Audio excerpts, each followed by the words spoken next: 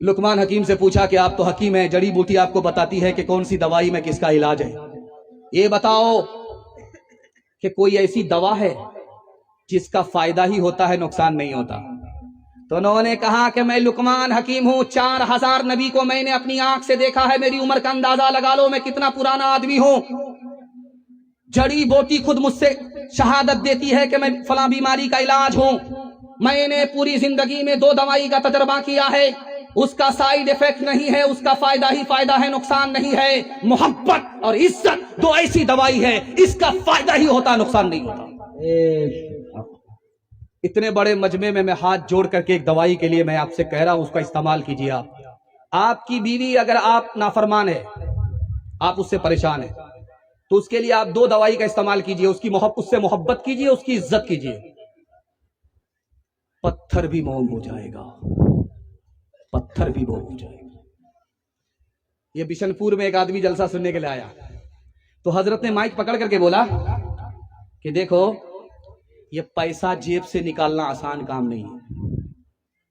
जो लोग खैरात करते हैं पैसा, 70 शैतान रास्ता रोकता है। अगर ये 200 रुपए आया है तो 70 शैतान को शिकस्त दिया है, तब ये 200 रुपए आया है।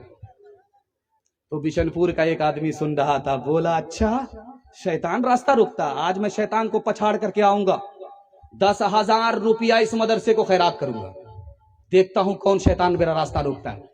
जैसे ही घर में पहुंचा, संदूक खोल करके जो पैसा निकाल रहा था 10,000 की गट्टी, बीवी आ गई।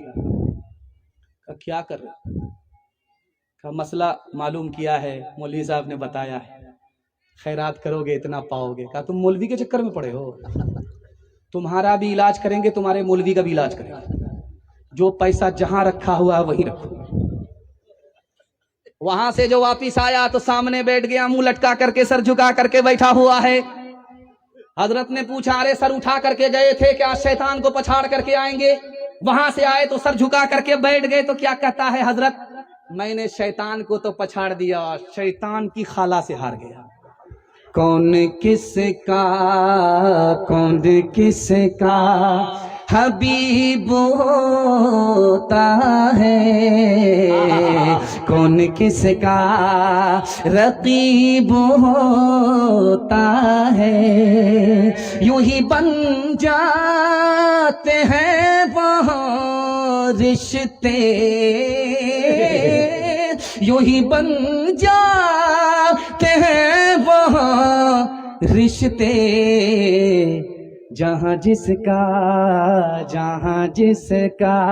नसीब होता है।